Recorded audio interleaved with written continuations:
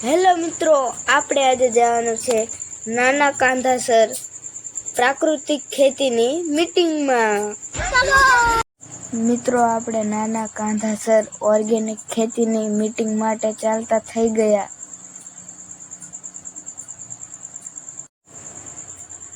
આ છે તરણેતરનો મેળો ભરાય તે ખાલી મેદાન। મિત્રો, તરણેતરનો મેળો હતો ત્યાં કેટલી બધા માણસો હતા। અત્યારે કોઈ જ અહીંયા દેખાતું નથી। મિત્રો, તે માણા દેખાતા હતા। મિત્રો, અત્યારે આવા બકરા દેખાય છે, એટલો જ ફેર છે। મિત્રો, આપણે થાનમાં પહોંચી ગયા છીએ અને અહીંયાથી ચાલુ થાય છે થાનનો અત્યારે નવો બન્યો તે બ્રિજ। મિત્રો, આ બ્રિજ સૌથી મોંઘો બ્રિજ છે અને લગભગ આની લંબાઈ 5 કિલોમીટર જેવી છે। મિત્રો, આ બ્રિજ મિત્રો કેટલા રૂપિયાનો બન્યો હશે કોમેન્ટ કરી નાખો। મિત્રો, ગાડી એટલી ફૂલ હાલતી હતી કે મને એમ થયું કે હું તો ઉડી જ જઈશ। મિત્રો, આપણે કાંધાસર પહોંચવા આવી ગયા છીએ।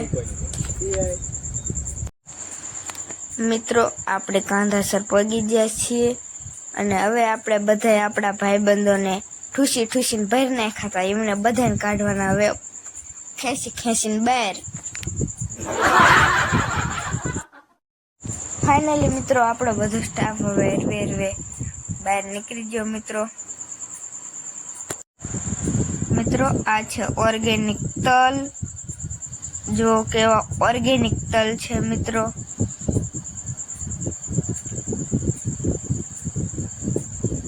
અને મિત્રો, આ છે મગફળીની બધી સુધારેલી જાતો।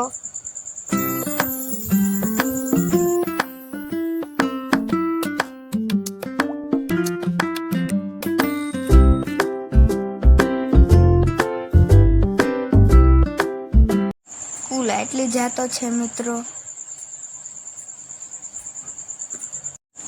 મિત્રો, આપણે ઓર્ગેનિક ખેતીની મીટિંગમાં જવું હોય તો પહેલા રજીસ્ટ્રેશન કરાવવું પડે, એટલે આપણે પહેલા પહોંચી ગયા રજીસ્ટ્રેશન કરાવવા માટે।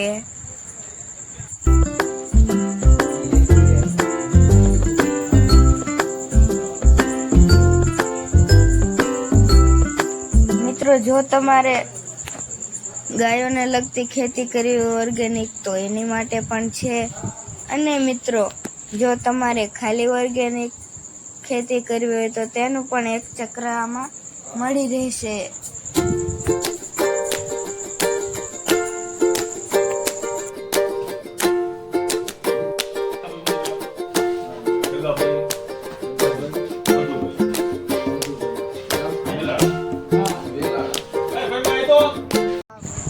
મિત્રો, ત્યાં પહોંચી ગયા હતા તો સુરા કાકાએ પણ લઈ લીધી નાસ્તાની ડીશ। પછી આપણે થોડુંક મૂકવી અને આ બધા ભાઈબંધોએ પણ લીધી, એટલે આપણે થોડુંક પાછળ રહેવાનું હોય।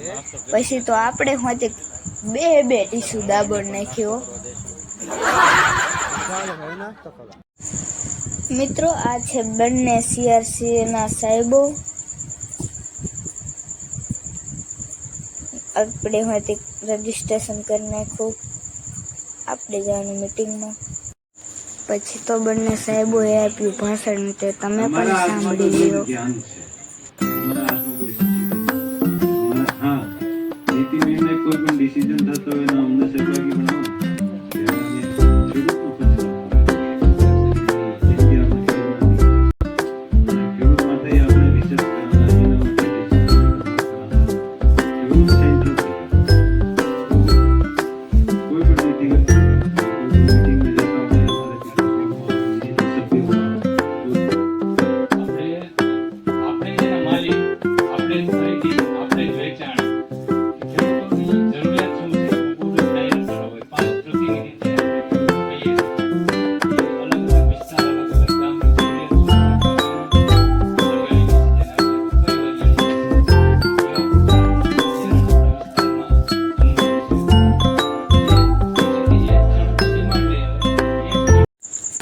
આપણે પણ બંને સાહેબનું ભાષણ સાંભળી લીધું અને આપણે પણ ખાવા હાટું પોગી ગયા, કારણ કે આપણે ખાવા હાટું તો જન્મ લીધો હે.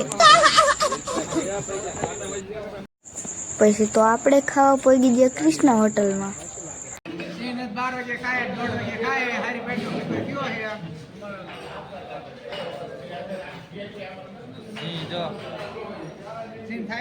સિંહ તો એટલો ભૂખો છે તો બધું કાચું ઉપાડી લીધું.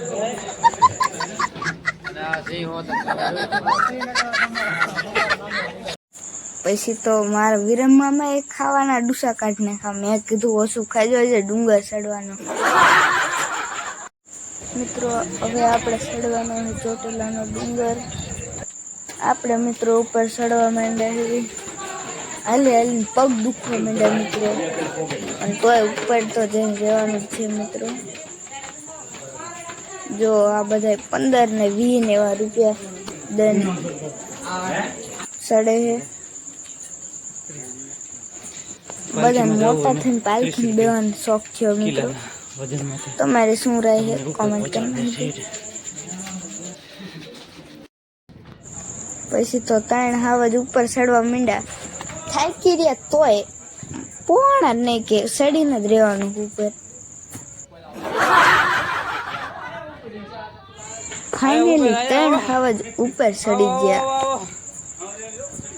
અમારા ફૂટા ભાઈ મેન મંદિર જ બંધ હતું.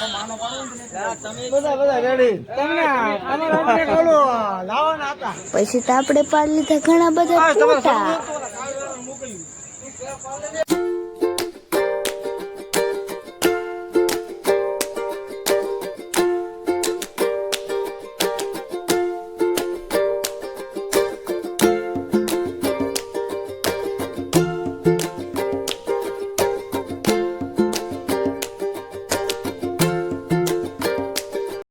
આ છે કાળ ભૈરવનું મંદિર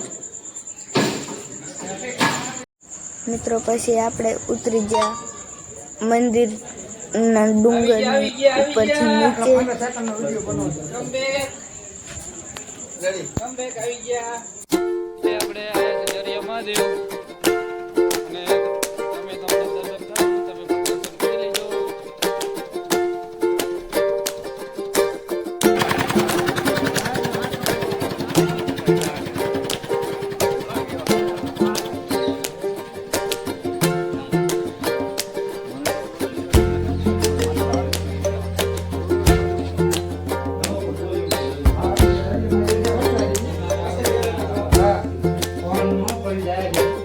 बेस्ट तभी जा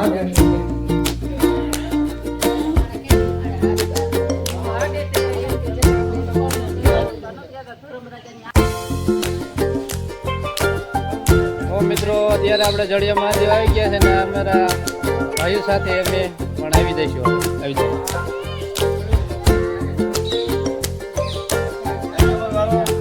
ગયા લો ફોટો પાડ લો યાર.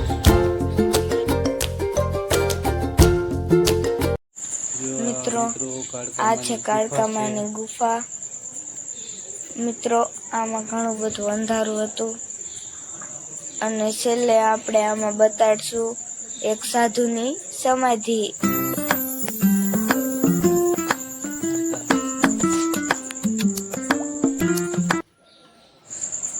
મિત્રો આ છે તે સાધુની સમાધિ. સાધુનું નામ તો મને નથી આવડતું, પણ તમે કોમેન્ટ કરી નાખજો. આ છે તે મંદિર, કાળકામાનું મંદિર. મિત્રો હવે હું બતાડવા જઈ રહ્યો છું તમને એરોપ્લેન. મિત્રો આ એરોપ્લેન હીરાસર એરપોર્ટે ઉતરવાનું છે. ક્યાંથી આવ્યું એ તો મને નથી ખબર, પણ એવી બીક તો લાગતી હતી કે આ એટલું નીચું હતું કે મને તો એમ હતું કે મને ઉપાડીને લઈને વહી જશે. મિત્રો આજ માટે એટલું. બધાને બાય.